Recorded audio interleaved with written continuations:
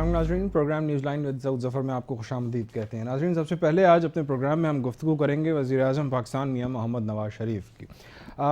सिंध पर खुसूसी नज़र है मियाँ साहब की, और एक माह में ये उनका तीसरा दौरा है। पहले वो ठट्टा आए, वहाँ पे एक जलसा आम से खिताब किया, बड़ा जलसा था। कराची में भी एक तकरीब में शिरकत करने के लिए इसी माह उन्होंने दौरा किया, और आज हैदराबाद में सियासी माहौल गर्म करने के लिए मियाँ नवाज़ शरीफ ने वर्कर्स कन्वेंशन जो कि पाकिस्तान मुस्लिम लीग नून का था उससे खिताब किया। इस तकरीब में भी आज हैदराबाद के लिए उन्होंने कई ऐलानात किए। हेल्थ कार्ड स्कीम का, मेट्रो बस का भी जिक्र किया कि मेट्रो बस भी या तो इस साल या अगले साल शायद हैदराबाद में शुरू कर दी जाएगी, और एक बड़ी जामिया का यानी यूनिवर्सिटी बनाने का भी ऐलान किया जो विफाक के ज़ेर इंतज़ाम होगी। इसके अलावा उन्होंने कहा कि हैदराबाद का जो एयरपोर्ट है, जो इस वक्त हवाई अड्डा है, वो फ़ाल नहीं है, और इसके अलावा एक बैनुल-अक़वामी मयार का एयरपोर्ट बनाया जाएगा जो कि हैदराबाद के लिए होगा, जहाँ से बैनुल-अक़वामी फ़्लाइट्स भी जाएंगी। दूसरी जानिब एक और भी मामला है जो हमने आज डिस्कस करना है, वो ये है कि बानी एमक्यूएम के नाम पर जो बनने वाली यूनिवर्सिटी है उसका नाम तब्दील करने के लिए सिंध काबीना ने मंजूरी दे दी है। वज़ीर आला सिंध सैयद मुराद अली शाह की ज़ेर सदारत सिंध काबीना का जो इजलास हुआ उसमें कई अहम फैसले किए गए, और इन फैसलों में एक कराची और हैदराबाद में जो बानी एमक्यूएम के नाम से मंसूब जामियात हैं उनके नाम तब्दील करके मादर मिल्लत मोहतरमा फ़ातिमा जिन्नाह के नाम से मौसूम करना है।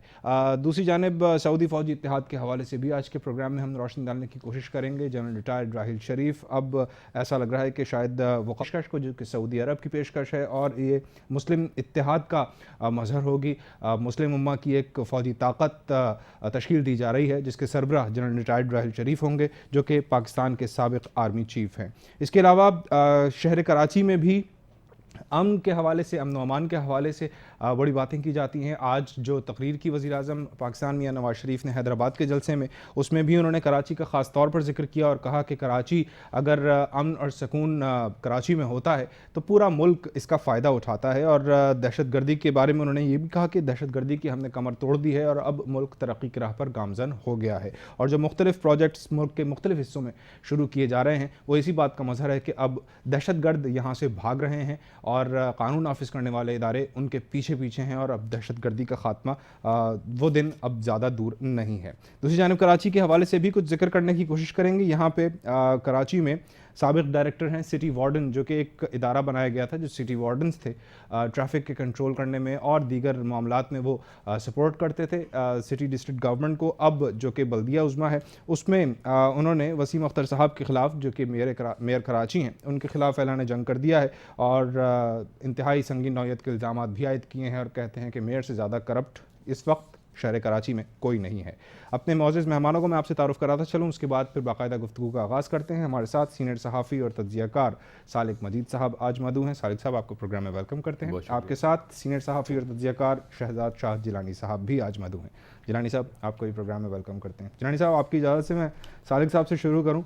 वज़ीर-ए-आज़म मियाँ नवाज़ शरीफ की वैसे अगर कभी हमें उनकी प्रो बात करनी होती है तो सालिक साहब से ज़रूर गुफ्तगू करते हैं, लेकिन बहरहाल आज देखते हैं कि वो कितनी तारीफ़ करते हैं। आज भी सालिक साहब, अगर मैं जुमला बीइंग अ डेविल्स एडवोकेट इस तरह से रखूँ आपके सामने कि ख़ज़ानों के मुंह खोल दिए आज भी नवाज़ शरीफ साहब ने। नया एयरपोर्ट चाहिए, लीजिए आपके लिए नया एयरपोर्ट। नई यूनिवर्सिटी चाहिए, विफाक के ज़ेर इंतज़ाम एक नई यूनिवर्सिटी। हेल्थ कार्ड बांटने के लिए मैं खुद आऊँगा, मरीम नवाज़ का भी उन्होंने जिक्र किया कि वो इस प्रोजेक्ट को डील कर रही हैं, और बहुत बड़े बड़े ऐलानात। मेयर डिप्टी मेयर हैदराबाद ने कुछ नहीं मांगा, 50 करोड़ रुपये उनके लिए देता हूँ। आज आप क्या समझते हैं, पीपल्स पार्टी जगह छोड़ रही है तो सिंध में वज़ीर-ए-आज़म मियाँ नवाज़ शरीफ फोकस कर रहे हैं?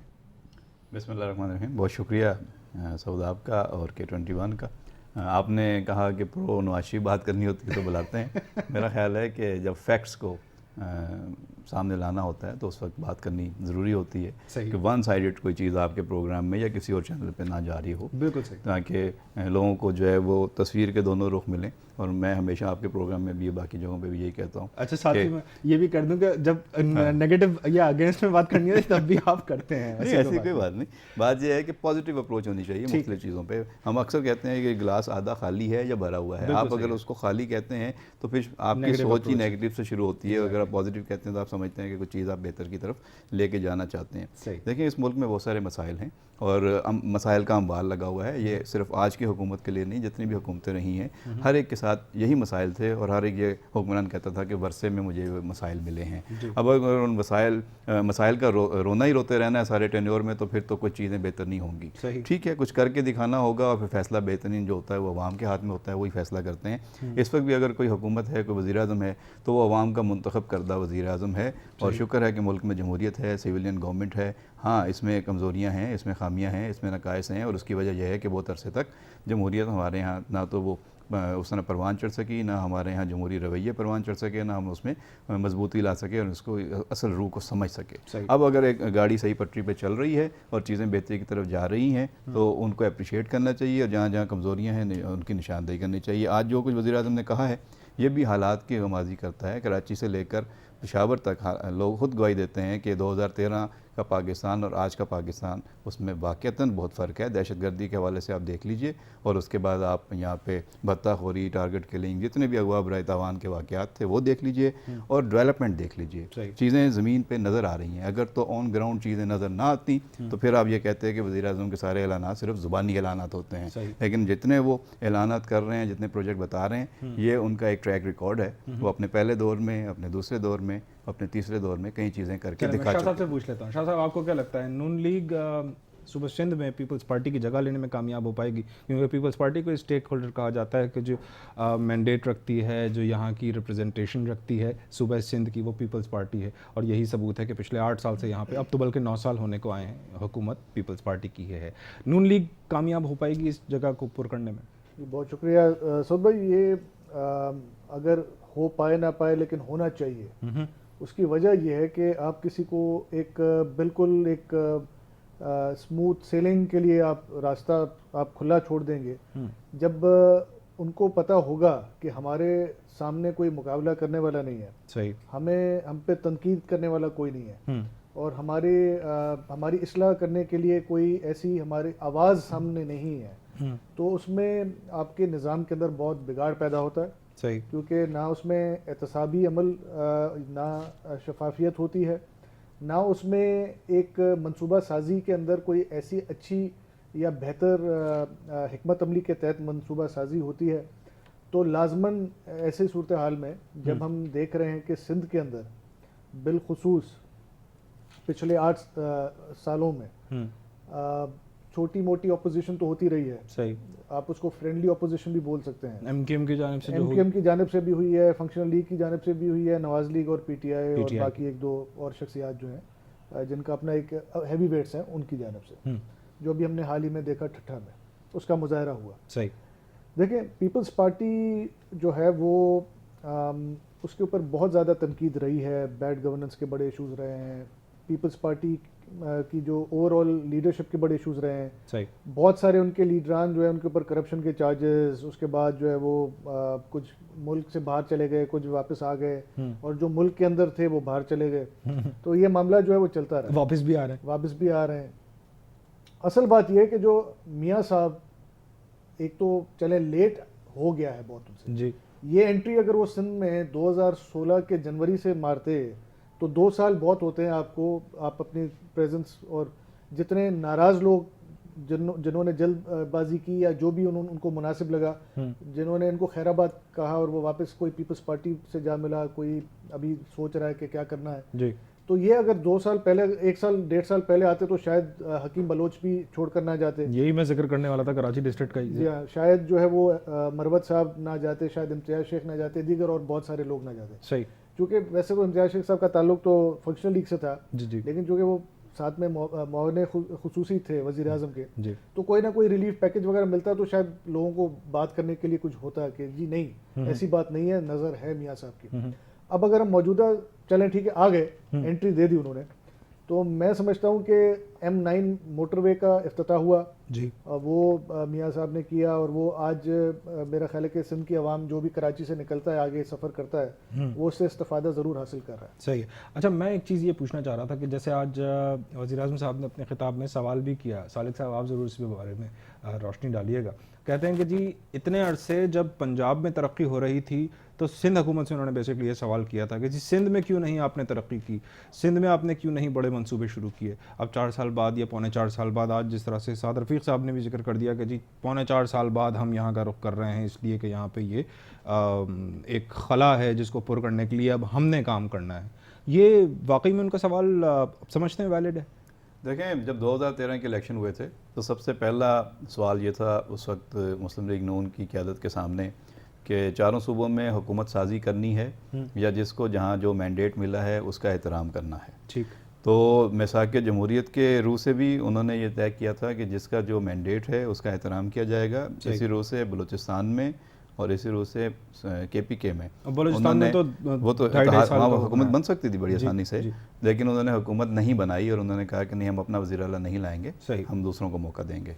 तो यही सोच सिंध में थी। सिंध में पीपल्स पार्टी का बड़ा वाज़ेह मैंडेट था। अगर वो चाहते तो यहाँ माजी में इस्टेब्लिशमेंट बहुत सारी तोड़ फोड़ करती रही है और एक एक सीट पे लोग वज़ीर आला बनते रहे हैं और लियाकत जतोई हों या अरबाब गुलाम रहीम हों या जाम सादिक हों, बहुत सारे टेन्योर हैं जो गिनवाए जा सकते हैं। तो अगर वो चाहते तो यहाँ पे वो तोड़ फोड़ की जा सकती थी। यहाँ पर डे 1 से मुस्लिम लीग अपना झंडा लहराती और पीपल्स पार्टी को दीवार से लगाती या सिंध में जो आके एक कशमकश की सूरत हाल होती, तो वो चीज़ें नहीं की गई। और इसलिए नहीं की गई कि जमहूरियत को मुस्तहकम करना है, आपस में एक दूसरे की टांग नहीं खींचनी, अवाम ने जिसको मैंडेट दिया है उसका एहतराम करना है और उसको मौका देना है कि वो अपने इलाके में अपने सूबे में हुकूमत साजी करे और डिलीवर करके दिखाए। जो जो उन्होंने मंशूर अपना अपनाया था, जिसकी बुनियाद पर लोगों ने उनको वोट दिए थे, अगर वो डिलीवर करते हैं तो सर आंखों पे, क्योंकि पूरे मुल्क की तरक्की होती है। और अगर वो डिलीवर नहीं कर पाते और किसी स्टेज पे ज़रूरत पड़ती है मुस्लिम लीग नून को या दूसरी इत्तेहादी जमातों को मिला के उस हुकूमत को हटा के दूसरी हुकूमत लानी है, तो उस मौके पे ये चीज़ें की जा सकती हैं। मौलाना फजलुर रहमान तो शुरू दिन से कहते रहे कि जी आप आएँ साथ और हम KPK में अपनी हुकूमत बनाते हैं, लेकिन ये नहीं गए। इसी तरीके से बलूचिस्तान में 2.5 साल का एक फार्मूला बनाया और वो कामयाब हुआ पहली दफ़ा, वरना पाकिस्तान में इस तरह के फार्मूले तसव्वुराती होते थे, अमली तौर पर कोई ऐसी शक्ल नहीं होती थी। तो सिंध में अगर सिंध गवर्नमेंट ने या पीपल्स पार्टी की गवर्नमेंट ने डिलीवर किया है तो लोग उसका फैसला करेंगे। कहीं आपने बाई इलेक्शंस देखे हैं, कहीं आपने बल्दियाती इलेक्शन देखे हैं, और अगर नहीं किया तो फिर यहाँ मुस्लिम लीग को जगह मिलेगी या PTI को या जो भी जमातें यहाँ अच्छा, जब इलेक्शन भी करीब आ रहे हैं, अब अगला साल इलेक्शन का है और खैर कुछ तो ये भी कयास हराइयाँ की जा रही हैं कि शायद 2017 में इलेक्शंस हो जाएं, बहरहाल, लेकिन अब इलेक्शन करीब आ रहे हैं, टेन्योर पूरा होने वाला है। ऐसा लगता है कि पंजाब में फोकस इस वक्त PPP का है जिसकी सिंध में हुकूमत है, और PMLN का फोकस पंजाब के साथ साथ सिंध पे भी है। ऐसा आपको लगता है शायद? देखिए, कोशिश तो हर कोई करेगा अपना एक स्ट्रॉन्ग फुटहोल्ड के लिए कि अपने अपने सूबों के अंदर या दीगर सूबों के अंदर जहाँ उनकी प्रेजेंस नहीं है। मियाँ साहब की बहरहाल एक कुछ तो सिंध के सूबे में कुछ तो नुमाइंदगी थी। यहाँ से उनके 2-3 MNAs थे, 4-5 उनके जो है वो MPs थे। पीपल्स पार्टी की तो ये भी पोजीशन पंजाब में नहीं थी, क्योंकि पीपल्स पार्टी शायद 1-2 उनके मेंबर्स थे, वो भी रहीम यार खान से, वो भी मखदूम फैमिली, उनको ज़्यादा मेहनत करनी पड़ रही है, उनको ज़्यादा मेहनत करने की ज़रूरत है। और देखें आप, पंजाब बड़ा डिफ़िकल्ट आपका वो है, टर्फ है, वहाँ पर इतना आसान नहीं है बैटल लड़ना। और वहाँ पर स्पेशली जब वहाँ पर दीगर जमातों की भी मौजूदगी हो, जैसे कि पाकिस्तान तहरीक इंसाफ, जैसा कि पाकिस्तान मुस्लिम लीग कायदे आज़म और छोटी छोटी और जमातें या जमात इस्लामी या 1-2 और ग्रुप्स हैं वहाँ पर, तो ये पीपल्स पार्टी के लिए तो बहुत बड़ा टफ है, बहुत चैलेंजिंग है। अच्छा, अब अगर हम बात करें कि जो मियाँ साहब ने जो सिंध में पड़ाव डाला है और यहाँ पर उनकी नज़र है, 1 महीने के अंदर तीसरा दौरा उनका बाज़ाब्ता जो है अवामी सतह तक, सबसे अहम बात यह है कि उन्होंने आज एक अंदिया दे दिया जिसके बारे में बहुत पहले बात हो रही थी लेकिन उसकी तस्दीक नहीं हो रही थी। आज वो अलग ऐलान हो गया, जो मैं भी आपको, मतलब मेरा तज्जिया ये कहता है और मैं उस पर बड़ा फर्म हूँ अपने तज्जिए पे, कि आइंदा आने वाले मुस्तकबिल के अंदर सिंध के अंदर जो पॉलिटिक्स होगी नवाज लीग की, वो मरियम नवाज करेंगी। ओके। और वो समझते हैं कि कल्चर यहाँ का ऐसा है। हेल्थ कार्ड के इजरा का उन्होंने बोला है। उसके अलावा जो है वो बहुत सारे और लोग हैं जो तैयारियों में है कि मरियम नवाज साहिबा जो है वो सिंध का दौरा करेंगी, वो आएंगी, यहाँ पर लोगों से मिलेंगी। और सिंध का एक कल्चर है कि बेटी जब आती है तो वो एक उनको पता है कि ये सेंटिमेंट हमारा जो है सिंध के अंदर जो है वो ज़्यादा कामयाब जाएगा बनस्बत पंजाब या किसी और सूबे के। अच्छा, एक और बात है, जिस तरह से वज़ीर आज़म साहब ने भी आज कहा कि दहशतगर्दी की कमर तोड़ दी है और इसका भी उन्होंने ख़ास तौर पर जिक्र किया और हर तकरीबन तकरीर में वो इस तरह का जिक्र करते हैं। अब सिंध हुकूमत ने भी एक इक़दाम उठाया काबीना ने फैसला कर दिया है, सिंध काबीना ने बानी मुत्तहिदा के ख़िलाफ़ अब जो बड़ा फ़ैसला सामने आया है, जो उनके नाम से मंसूब यूनिवर्सिटीज़ थी, एक उनके वालिद और एक हैदराबाद में जो बन रही थी, सिंध में जो बन रही थी, फ़ातिमा जिन्नाह के नाम से मौसूम करने की मंजूरी दी गई है। आप सादिक साहब किस तरह से इस फैसले को देखते हैं? क्या इससे मसाइल हल हो जाएंगे? क्या इससे सही तरीके से एड्रेस किया जा रहा है जो इशू है बेसिक? देखें, बज़ाहिर तो ये मुंतखब हुकूमत की एक काबीना का फ़ैसला है जी, जिसको कहना चाहिए कि अवामी मैंडेट हासिल है। सही। लेकिन इसी पीपल्स पार्टी को तारीख याद रखनी चाहिए। भुट्टो का नाम लेना भी यहाँ पे गुनाह बना दिया गया था ज़िया-उल-हक के दौर में, और वो समझते थे कि शायद अब भुट्टो का नाम लेने वाला कोई नहीं रहेगा। लेकिन जैसे ही भुट्टो जैसे ज़िया-उल-हक का फलाई हादसा हुआ तो भुट्टो साहब की बेटी जो है दोबारा बरसर इक़्तिदार रहीं। यही हालात हमने परवेज़ मुशर्रफ साहब के दौर में देखे कि नवाज शरीफ और बेनज़ीर को मुल्क से बाहर रखा गया और उनका यहाँ पे कोई नाम लेने वाला भी जो है वो इतना आसानी से जो है सामने नहीं आ सकता था। उनके लिए मसाइल पैदा किए गए और ये कहा गया कि ओवर माई डेड बॉडी, ये लोग अब सियासत में आ ही नहीं सकते, इनका किस्सा पारीना हो गया जी। तो वो दोनों दोबारा पाकिस्तान आए। बेनज़ीर तो शहीद हो गई, लेकिन नवाज शरीफ साहब आज बैठे हुए हैं वज़ीर आज़म में। तो जज्बाती कैफियत है पाकिस्तान में, एक जज्बाती वाबस्तगी है लोगों की अपने किसी भी पसंदीदा सियासी शख्सियत के साथ। तो अगर अल्ताफ़ हुसैन के नाम पे पाबंदी है, उनकी तकरीर पे, उनके बयान पे आज पाबंदी है, आने वाले हालात में नहीं पता कि क्या रुख इख्तियार करेंगे। तो आज अगर उनके नाम से आप यूनिवर्सिटी नहीं बना रहे या उनके नाम से आप चीज़ें हटा रहे हैं, तो लोगों के दिलों में अगर वो बस रहे हैं या उनके साथ उनकी वाबस्तगी है तो कैसे निकालेंगे। अगर उनसे गलतियाँ हुई हैं, उन्होंने जो है पाकिस्तान के ख़िलाफ़ अगर जो कलमात अदा किए हैं उस पर अगर वो नादिम हैं, शर्मिंदा हैं, माफ़ी मांगते हैं, तो हो सकता है आने वाले दिनों में जिस तरह बलूचिस्तान में जिन लोगों ने रियासत पाकिस्तान के ख़िलाफ़ जो है वो अलम बगावत बुलंद किया, यहाँ पे एक तरह से उन्होंने जंग लड़ी, पाकिस्तान के ख़िलाफ़ बगावत की, उन लोगों को हमने आम माफ़ी दी है, उन लोगों को हथियार डालकर कौमी धारे में शामिल कर रहे हैं। तो आने वाले दिनों में हो सकता है कि हालात बदल जाएँ। सही है। देखें अब आने वाला वक्त क्या दिखाता है, क्योंकि जिस तरह से अपने बानी से या अपनी पार्टी के बानी से ला ताल्लुक़ी का ऐलान किया गया था, आज इस इक़दाम की जो सिंध काबीना ने लिया है, जो मंजूरी दी है, इसकी MKM पाकिस्तान ने हिमायत भी कर दी है। इस पर शाह साहब आपसे मैं ब्रेक के बाद ले लूँ आपका व्यू पॉइंट। नाज़रीन, एक कमर्शियल ब्रेक लेते हैं, ब्रेक के बाद प्रोग्राम में आपको दोबारा वेलकम करेंगे।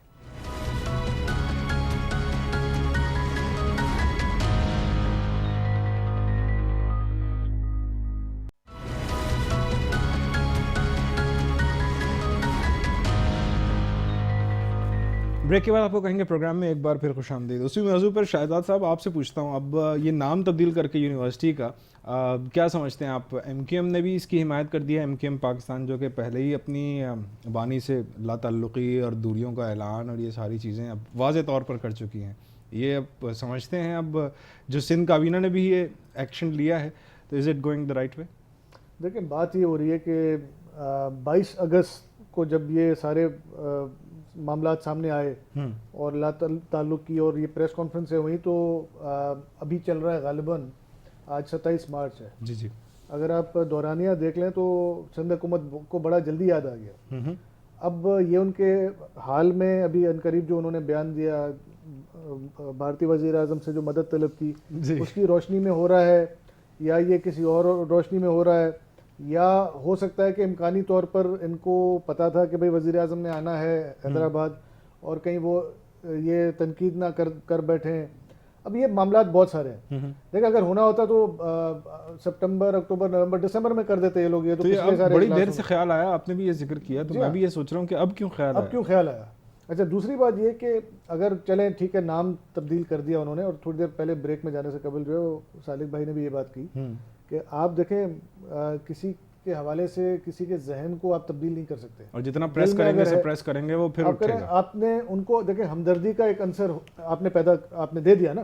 अब लोगों को जो MKM लंदन है उनके लोगों को आपने और ज्यादा वो दे दिया कि वो और ज्यादा उससे अटैच हों, और ज्यादा मजलूम आपने बना दिया उनको। सही, चले ठीक है। अगर आप समझते हैं कि अल्ताफ़ हुसैन साहब के नाम पे नहीं होना चाहिए, अल्ताफ़ हुसैन साहब के नाम पे ये सिर्फ एक चीज़ नहीं हुई, ऐलान हुआ था कि यूनिवर्सिटी बनेगी। अल्ताफ़ हुसैन साहब के नाम पर बहुत सारी और भी मामलात हैं, और भी बहुत सारी चीज़ें, तो आप उस पर भी देखें।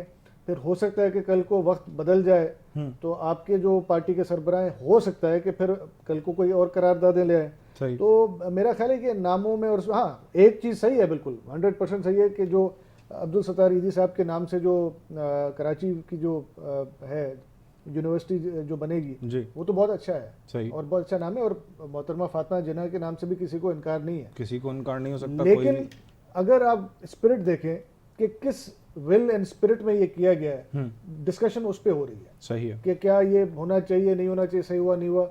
अब मसला यही आ रहा है कि और कराची में तो उनके नाम से है भी नहीं, उनके वालिद के नाम से, और वालिद के ऊपर कोई ऐसा बदनुमा दाग शायद था नहीं, भी ये नहीं। नई साहिद साहब? नई जो यूनिवर्सिटियाँ थी ना, ये दोनों उन्हीं के नाम ये पे बनी, उन्हीं कराची दो और थी हैदराबाद में। एक बात मैं ऐड करना चाहूँगा, अगर शहजाद भाई इजाज़त दें यहाँ पे, पीपल्स पार्टी की काबीना ने आज अपने ही चेयरमैन की बात की नफ़ी की है। हाँ बिलावल भुट्टो जरदारी ने, ज़्यादा अरसा पुरानी बात नहीं है, 22 अगस्त के बाद की बात है, कि उन्होंने तकरीर में कहा था कि अल्ताफ़ हुसैन एक सियासी हकीकत हैं। हाँ तो जिस पार्टी का चेयरमैन कहता है कि अल्ताफ़ हुसैन एक सियासी हकीकत है, उस पार्टी की काबीना बैठ के ये फैसला कर रही है कि उसका नाम जो है वो अब किसी यूनिवर्सिटी के साथ अटैच नहीं होना चाहिए और उसके नाम पे वो चीज़ नहीं होनी चाहिए। तो या तो बिलावल भुट्टो जरदारी भी अपना बयान वापस लें, अगर उन्होंने कहा था कि अल्ताफ़ हुसैन एक सियासी हकीकत है, या काबीना फिर उनके बयान की मजम्मत करे और ये कहे सिंध हुकूमत के जी बिलावल ने जो बयान दिया था वो भी गलत है, जो शख्स पाकिस्तान के खिलाफ बोल रहा है बिलावल भुट्टो जरदारी उसको कैसे सियासी हकीकत समझते हैं। सही है। अच्छा, हमारे साथ इस वक्त टेलीफोन लाइन पर मौजूद हैं पाक सरजमीन पार्टी के रहनुमा हैं सीनियर आसिफ हसनैन साहब, उनसे भी इसी मामले पे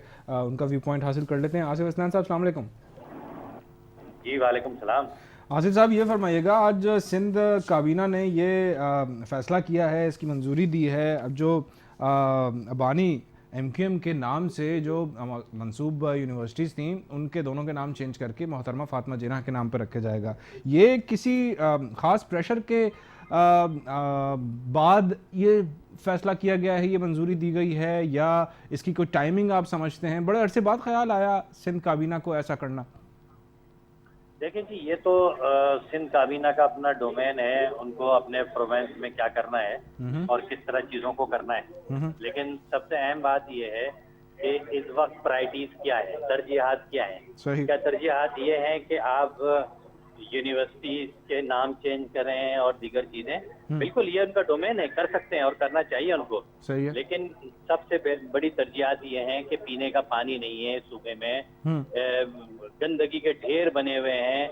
इस सूबे की जो सूरत हाल है, खासतौर पे कराची शहर की जो सूरत हाल है, वहाँ पे लोगों के पास वो बुनियादी चीजें नहीं है, बुनियादी वसाइल नहीं है, और जाहिर सी बात है वो करने की जरूरत है। दूसरी तरफ ये है कि जब ये अल्ताफ हुसैन के नाम पर किया गया, इसका बिल पास किया गया, तो वहाँ पर मुत्तहदा पाकिस्तान मौजूद थी और आपने और हमने देखा कि किसी ने कोई मुखालफत नहीं की थी ना।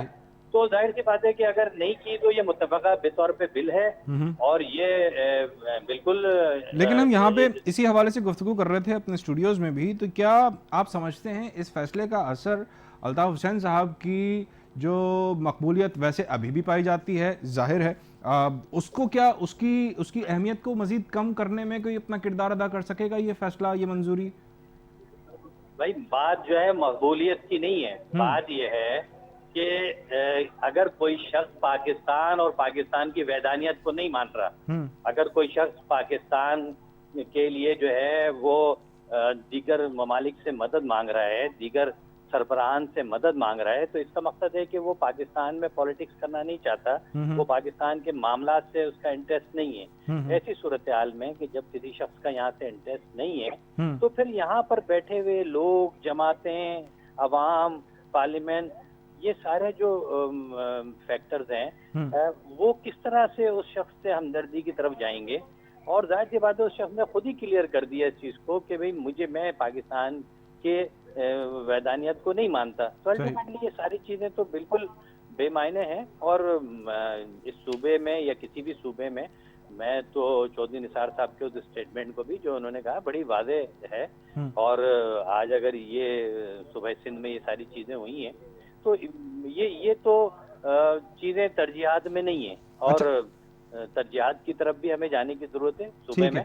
ठीक है। वज़ीर आज़म साहब ने आज हैदराबाद में भी जो खिताब किया उसमें भी उन्होंने जिक्र किया कराची का, और ये कहते हैं कि जो शहर क़ायद में अमन कायम होगा तो पूरा मुल्क तरक्की करेगा और अमन व अमान यहाँ पे कायम हो गया है। आप एज ए कराची आइट, आप यहीं पे रहते हैं, आपका ताल्लुक़ कराची शहर से है, क्या शहर में अमन कायम हो गया है? फिर साथ ही साथ जैसे कोर कमांडर कराची से भी आज मुलाकात हुई है FPCCI के सदर की, और ताजिर बरादरी ने कानून नाफिज करने वाले इदारों के काम को सराहा भी है, और उनका कहा है कि अब जब तक यहाँ अमन मुकम्मल तौर पर कायम नहीं हो जाता। हम आपके साथ हैं। आप इसको किस तरह से देखते हैं? क्या वाकई में कारकर्दगी बेहतर रही है अब तक?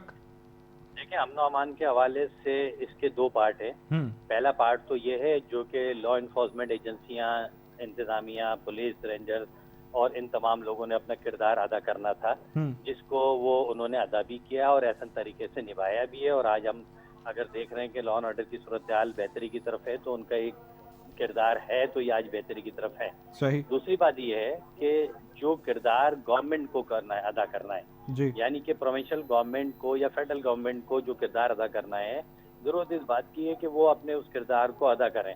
अगर प्रोविंशियल गवर्नमेंट जो है इस सारी सूरत हाल में बुनियादी जरूरतों को पूरा नहीं करेगी, शहर खंडर बने रहेंगे, कचरादान बने रहेंगे, शहरी और देही इलाकों के लोग पानी के लिए चिल्लाते रहेंगे, थर जैसे वाकयात होते रहेंगे, इस सारी सूरत हाल में तो जाहिर सी बात है अगर वो अपने रोल को प्ले नहीं करेगी गवर्नमेंट, तो आप इस लॉ एंड ऑर्डर को कैसे बेहतर कर सकते हैं? लोगों के पास रोजगार नहीं है, इंडस्ट्रियां लग नहीं रही हैं, आप की जो डेवलपमेंट है वो प्रॉपर नजर नहीं आ रही। पिछले 8 सालों में सिंध का जो बजट था डेवलपमेंट का, वो लैप्स होता चला गया है। आपने देखा होगा कि वाहिद सूबा सिंध है जिसके बजट लैप्स हुए हैं और आपने इस्तेमाल नहीं किए।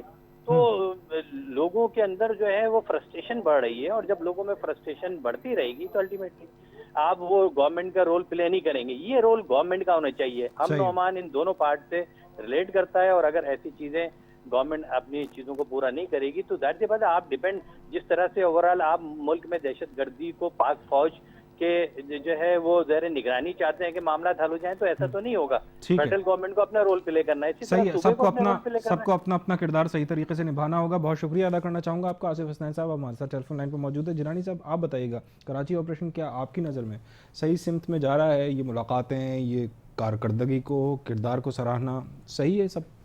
लेकिन बात ये हो रही है कि आप हमारे यहाँ फिर एक कहते हैं ना कि अक्रॉस द बोर्ड एक चीज़ होनी चाहिए जो कि कभी कभी नहीं हो पाती है। सही।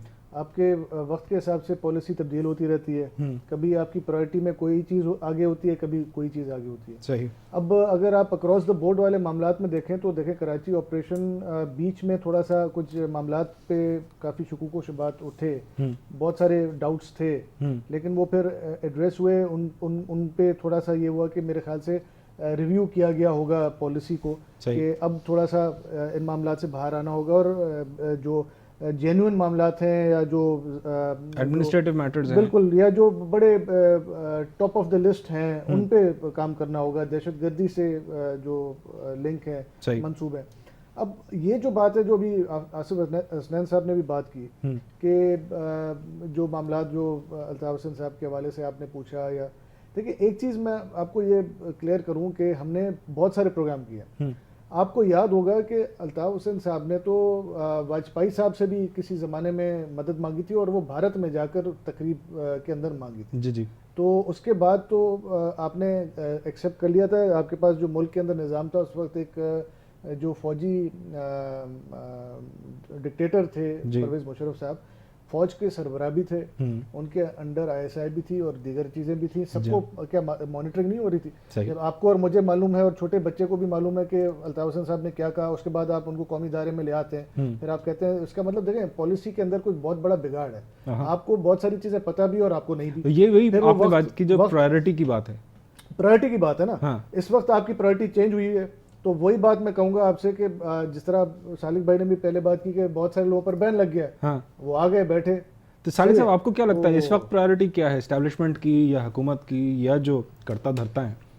देखें, आसिफ हसनैन साहब शरीफ आदमी हैं, काफ़ी अर्से तक उसी पार्टी में रहे हैं, और आज वो जिन हालात का शिकार हैं हमें नहीं पता आने वाले वक्त में वो और उनके बाकी साथी जो हैं वो क्या बयान देंगे।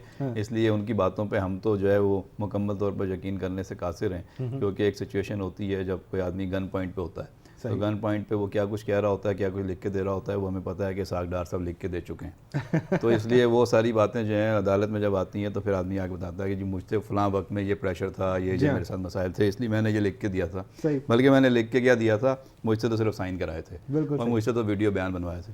पता नहीं आने वाले दिनों में इन लोगों के बयान क्या होंगे, आजकल इन पर क्या बीत रही है, इनका दिल जानता है, अल्लाह जानता है। बहरहाल अब 2 बातें मैं यहाँ पे ऐड करता चलूँ। एक तो मीर मुर्तज़ा भुट्टो जी, अलल ऐलान उन्हें अल-जुल्फ़कार बनाई, बिल्कुल। पाकिस्तान के ख़िलाफ़ जंग लड़ने के लिए, पाकिस्तान आर्मी से लड़ने के लिए, पाकिस्तान का जहाज़ अगवा तैयारा अगवा किया, किया। हाईजैकिंग की, सारी चीज़ें थी। जी। फिर वो पाकिस्तान आए, उनको मैंडेट मिला, सही। वो इलेक्ट हो गए, सिंध असेंबली के रुकन बन गए, और उसके बाद फिर उनका कत्ल हो गया। सही। यही अल्ताफ़ हुसैन, जिस तरह इन्होंने कहा कि इंडिया में गए थे वाजपेयी के दौर में, 92 का ऑपरेशन नवाशी साहब के दौर में हुआ था, सही। 95 का ऑपरेशन बेनज़ीर भुट्टो साहिबा के दौर में हुआ जब नसीरुल्लाह बाबर थे। इसी MKM ने, इसी अल्ताफ़ हुसैन ने अक़वाम मुत्तहिदा को ख़त लिखे, जी। नेटो को खतूत लिखे गए। जी। आज तो आप एक मुल्क की बात कर रहे हैं कि किसी एक मुल्क को या दो मुल्कों को लिख रहे हैं। हाँ। उस वक्त तो अक़वाम मुत्तहिदा को कहा था कि आ जाओ यहाँ पे हमें बचा लो। सही। और यहाँ पे आके जो है वो उस वक्त तो मुख्तलिफ चैनलों पे बड़ी बड़ी अजीब व गरीब ज़ुबान चलती थी। आज वो लफ्ज़ दोहराने जाएँ तो फिर बैन लग जाएगा, फिर आपको नोटिस आ जाएगा। तो ये सूरत हाल बदलती रहती है, क्लैरिटी चेंज होती रहती है। आज जो चीज़ें कही जा रही हैं, हाँ। ये इस वक्त कोई चाहता है कि ये कही जाएँ तो वो कही जा रही हैं। सही है। और जब वो चाहेगा कि नहीं ये नहीं कही जाएँ तो फिर कोई इशरतुल इबाद गवर्नर बना होगा, कोई बाबर वरी वज़ीर बना होगा, फिर वही लोग यहाँ पे चहीते हो जाएंगे। तो फिर उसी तरह से बाचा खान एयरपोर्ट भी वैलिड है, बाचा खान यूनिवर्सिटी भी वैलिड है, हालांकि उन्होंने तो तस्लीम भी नहीं किया था कि पाकिस्तान में वो दफन होना भी। इस तरह के बहुत सारे वाक़यात हैं। इस तरह के तो बहुत आप सारे किस किस चीज़ को, या तो फिर कोई एक असूल बनाएं, कोई एक पैमाना बनाएं, हाँ। या फिर ये बता दें कि नहीं जी इस मुल्क में सिर्फ पसंद नापसंद पे फैसले होंगे। अच्छा, जिस तरह से आपने बड़े मुल्कों का गुफ्तगू की, जिक्र किया कि जी अक़वाम मुत्तहिदा से या नेटो से, अब नेटो की तर्ज पर एक इस्लामी इत्तेहाद ब्लॉक ये भी बन रहा है, जो फ़ौजी ब्लॉक बन रहा है, जो फ़ौजी इत्तेहाद बन रहा है, इसकी सरबराही अब जनरल रिटायर्ड राहिल शरीफ के हवाले होगी।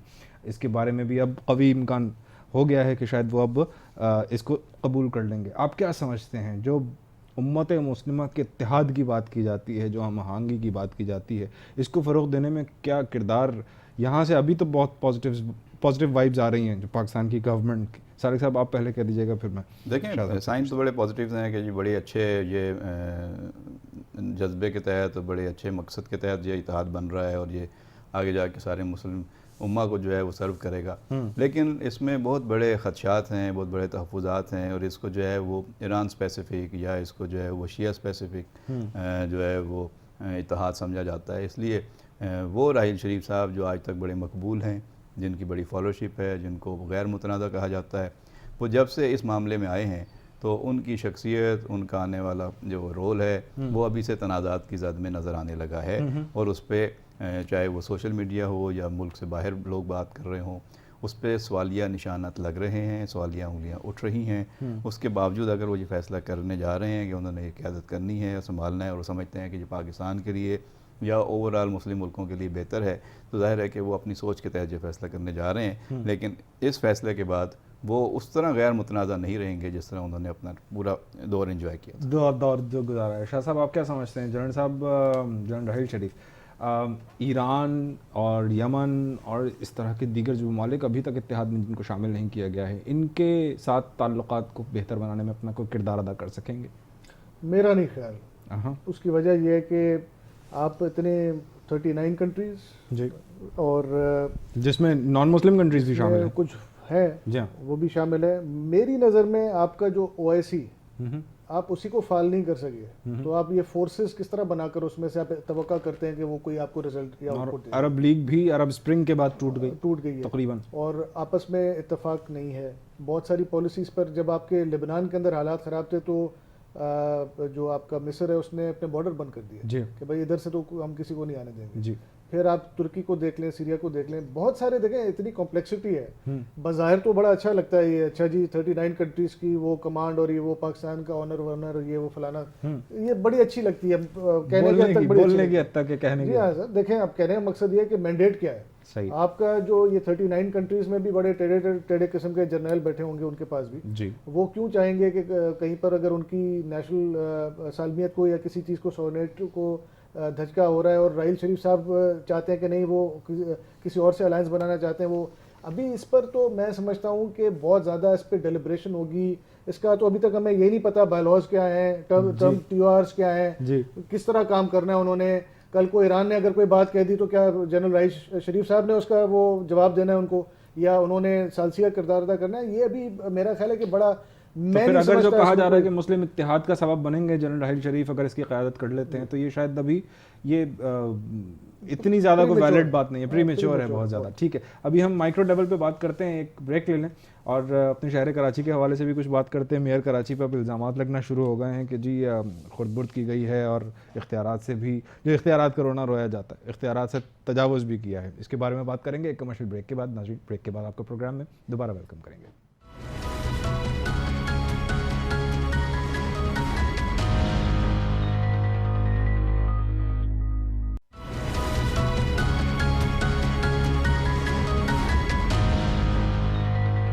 ब्रेक के बाद आपको कहेंगे प्रोग्राम में एक बार फिर खुशामदीद। और इस वक्त हम जिक्र करेंगे शहर कराची का और मेयर कराची का, जो कि कहा यह जाता है कि बहुत से मामलात में इख्तियारात उनके पास नहीं हैं, लेकिन जहाँ जहाँ इख्तियारात हैं वहाँ पे भी उन पे इल्ज़ामात लगना शुरू हो गए हैं। सालिक साहब, अब मामला कुछ यूँ है कि सिटी वार्डन की तनख्वाहों का मामला है, वो अब गर्म हो चुका है। मेयर कराची पर जो ये साबिक़ डायरेक्टर हैं इनके, सलीम जोखियो, वो इल्ज़ामात लगाते हैं ख़ास संगीन नौयत के, और डीजी रेंजर से भी उन्होंने मुलाकात करके तमाम सबूत देने की बात की है। क्या होगा अब इस मसले का? वो तो इख्तियारात का यहाँ मांगने की हद तक इतना मेयर कराची कहते हैं, और जहाँ इख्तियारात हैं वहाँ पे भी इल्ज़ामात सामने आ रहे हैं। देखें, अगर हम अब्दुल सत्तार अफ़गानी से लेके वसीम अख्तर तक के दौर की बात करें ना, तो अफ़गानी साहब, नेमतुल्लाह साहब, डॉक्टर फ़ारूक सत्तार और फिर मुस्तफ़ा कमाल और वसीम अख्तर, मेरा नहीं ख्याल कि किसी भी मेयर पे या किसी भी नाज़िम पे करप्शन के बराह रास्त ऐसे इल्ज़ामात हैं जिस पे उनका ट्रायल हुआ हो या उनके खिलाफ कोई ऐसा केस बना हो कि जी इन्होंने ज़ाती तौर पे करप्शन की। सिर्फ कहने के हद तक इल्ज़ामात। ठीक है, इतने बड़े शहर में इतने बड़े फंड्स को मैनेज करना, उसमें बहुत सारे नीचे आपके सिस्टम में ऐसे लोग हैं जहाँ पे ज़ाहिर है कि काली भेड़ें हैं, वो फंड्स जो हैं वो सही तरीके से यूटिलाइज़ नहीं होते, इस्तेमाल नहीं होते, बहुत सारी चीज़ें रह जाती हैं जिसका बहरहाल जवाबदेह जो है वो मेयर या नाजिम होता है, और उस पर बड़ी आसानी से उंगली उठाई जा सकती है कि ये आदमी करप्ट है और इसके दौर में ये करप्शन हुई है और इसके दौर में ये नाहली हुई है और ये चीज़ें। सही है, तो ये चीज़ें तो ऊपर तक हैं। आपके मुल्क का वज़ीर-ए-आज़म पनामा में फंसा हुआ है, आपके मुल्क का साबिक़ सदर जो है वो केसेस का सामना कर रहा है, आपके साबिक़ वज़ीर-ए-आज़म जो है उनके ऊपर जो है इस तरह के मामलात हैं। तो मेयर के ऊपर ऐसे इल्ज़ाम लग जाना कौन सी नई बात है या कौन सी ऐसी अनहोनी बात हो गई कि भाई मेयर के ऊपर करप्शन का इल्ज़ाम। लेकिन अकरबा परवरी का जहाँ तक मामला है वो ये कि cattle and dairy farmers association भी है। शाह साहब आप बताइएगा, वो फारूक सत्तार साहब पे इल्ज़ाम लगाते हैं कि उनके दोस्त जो हैं वो सीनियर डायरेक्टर KMC हैं, मुर्दा जानवरों का गोश्त सप्लाई करने का मामला है।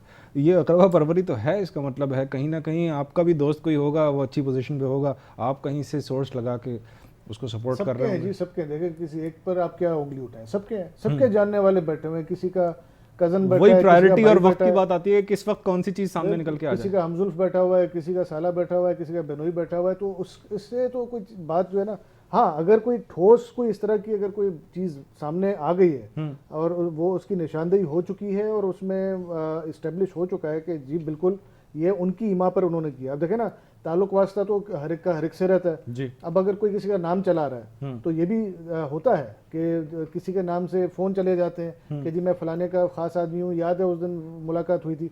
अब अगले को तो पता भी नहीं होता क्या, लेकिन अब देखें इस पर इन्वेस्टिगेशन होनी चाहिए। इन्वेस्टिगेशन होगी तो उसके बाद हमें हतमी बात सामने आएगी कि वाकई कोर्ट ट्रायल नहीं होते, मीडिया ट्रायल होते हैं, मीडिया ट्रायल हो रहा है हमारे उसके बाद शुरू होता है। ये फोरम तो कोर्ट नहीं है कि जहाँ बैठ के डिसाइड किया जाएगा इल्ज़ाम सही है, हमारा मीडिया कोर्ट है। और अगर किसी ने किसी पे इल्ज़ाम लगाया तो उसके लिए सिंपल एक तरीका है कि जनाब आपके पास सबूत है, आप लेके चले जाएं, उसके खिलाफ आप दरख्वास्त जमा करा दें, जो भी मुतल्लिका इदारा है या इंस्टीट्यूशन है उसमें चले जाएं और फिर वो उनको जवाब देने दें। लेकिन नैब तो फोत हो गया ना सर, नैब बस अनफॉर्चुनेटली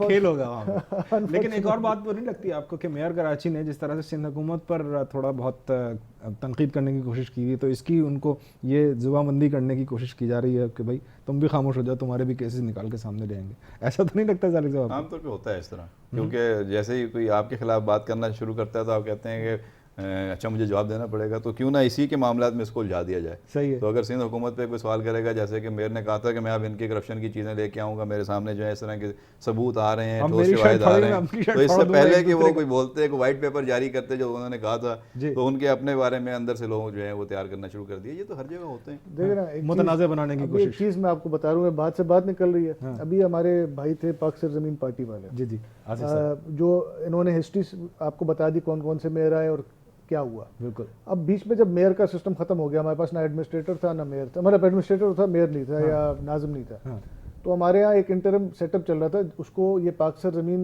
पार्टी के जो मेरे ख्याल से क्या है सेक्रेटरी जनरल है रज़ा हारून के हैं, रज़ा हारून साहब हाँ, शायद। तो वो मामला देखते थे पूरे आपके कराची की बल्दिया के। सर ऐसा है या नहीं है? बिल्कुल ऐसा उनके है, बहुत मनपसंद सारे लोग होते देखते थे वहाँ पर। सही। और वो क्या हुआ क्या नहीं हुआ वो एक उस पर अलग प्रोग्राम रख लीजिएगा, मैं आपको तफसीलात देने के लिए तैयार हूँ। कहने का मकसद ये हर एक को ये बांटा हुआ है। सूबे में चले जाएंगे वहाँ पर लोगों को बांटी हुई है चीज़ें। आप वफाक पे चले जाएं, आप नीचे तक आ जाएं, ये कराची शहर पे आ जाएं, तो ये हर जगह पर आपके चीज़ें बटी हुई हैं। आज भी आपका मेयर कराची अगर वसीम अख्तर साहब हैं, लेकिन जहाँ अगर कौन सी है डीएमसी है ना, जहाँ पर एमक्यूएम नहीं है, पीपल्स पार्टी है, आप वहाँ चले जाएं, वहाँ के मामला देख लें, वहाँ किसी न किसी के हवाले मामला किए हुए हैं। तो हवाले ऊपर से फिर एक और अगर मैं यहाँ पे साथ ही जुमला दे दूं कि सेनेटर सईद गनी है, वो भी कराची के ही ताल्लुक है, उनका कराची से बनता है, और वो बड़ी लोगों को शमूलियतें करवा रहे हैं अपनी जी हाँ, शमूलियतें भी करवा रहे हैं और साथ ही साथ चैलेंज भी कर रहे हैं कि जी 2018 में ये शहर पीपल्स पार्टी का होगा और पीपल्स पार्टी शहर कराची से जीत के दिखाएगी। किस बेसिस पे ये दावा कर रहे हैं? क्या कराची में इतने तरक्याती काम पीपल्स पार्टी की गवर्नमेंट ने देखिए काम तो इस वक्त पूरा शहर उन्होंने उधेड़ के रख दिया, इसका मतलब है काम हो रहे हैं। पूरी बड़ी बड़ी शाराएं जो हैं वो इस वक्त जो हैं जो बनी हुई थी वो दोबारा से उधेड़, जो बनी हुई थी वो भी उधेड़ी हैं, लेकिन कई जगह पे बैनर लगे हुए थे कि जी, और बड़े सख्त किस्म के उसमें रिमार्क्स थे कि जी सड़कें बनाओ, हुक्मरानों को ललकारा गया था। तो अब सड़कें बन रही हैं और अंडर पासिस बन रहे हैं और सारे काम हो रहे हैं। तो इस बुनियाद पर तो वो कह सकते हैं कि जी हम ये काम लेके जाएंगे हुकूमत का कि जी हमने ये चीज़ें की हैं जो पहले मतलब 8 साल में कायम अली शाह साहब ही थे, मतलब उनके दौर में नहीं हुई और हमने कर दी है मुराद अली शाह साहब के दौर में। लेकिन दिसंबर में बीजिंग गए थे वज़ीर आला साहब, वहाँ पे सीपैक की मीटिंग थी, उसके बाद वहाँ मीडिया से बातचीत करते हुए उन्होंने कहा था जी कराची में चाइना की कंपनी की गाड़ियाँ आ रही हैं, अब आप देखिएगा कराची में सफाई सुथराई होगी, कराची की सड़कें दोबारा धुलेंगी, कराची में एक एक चीज़ जो है वो बेहतर हो जाएगी। कहाँ है वो गाड़ियाँ, कहाँ है वो सफाई सुथराई, कहाँ है वो सड़कें धुलने वाली गाड़ियाँ? वो वज़ीर आला अपनी बात का तो कोई पास रखें, उसने कहा जनवरी के आखिर में शुरू हो जाएगा। बीजिंग में क्या क्या आए थे और आज देखें मार्च के आखिर में हम बैठे हैं और अभी तक कोई नामो निशान नहीं। वो अगर बैरिया टाउन वाले नहीं आते शहर की सफाई करने के लिए, मदद के लिए सिंध गवर्नमेंट की, तो ये तसल्ली चलती रहती है कि ये मेरा काम है, तुम्हारा काम है। भाई जिसका भी काम है शहर को साफ करने के फंड्स तो आपके पास हैं, वो फंड्स कहाँ जा रहे हैं? वो फंड्स को यूटिलाइज करें और दोबारा कोई ऐसा मैकेनिज्म बनाएं कि सब मिलजुल कर ये काम कर लें। अगर नहीं कर सकती हुकूमत तो उन्होंने कहा था, मेयर ने कहा था कि शायद जो हुकूमत भी वज़ीर आला भी दे दें चाइना को, वही आके कर लें सब कुछ, अगर चाहना है ना करना है। शाह साहब ये किसी और को ही दे दिया जाए फिर, क्योंकि कहीं ना कहीं हमें फिक्सेड के डब्बे नजर आ जाते हैं लेकिन केएमसी के डीएमसी के डब्बे कहीं ना कहीं नजर ही नहीं आते, वो कूड़े में शायद इतने दबे हुए होते हैं। आजकल बहुत सारे मामला तो कंसल्टेंसी पे ही चल रहे हैं, तो अगर इस तरह हो जाए तो क्या बात है। सही है, बहुत शुक्रिया अदा करना चाहूँगा आप दोनों हज़रात का, शहजाद शाह जिलानी साहब आपका भी, सालिक मजीद साहब आपका भी।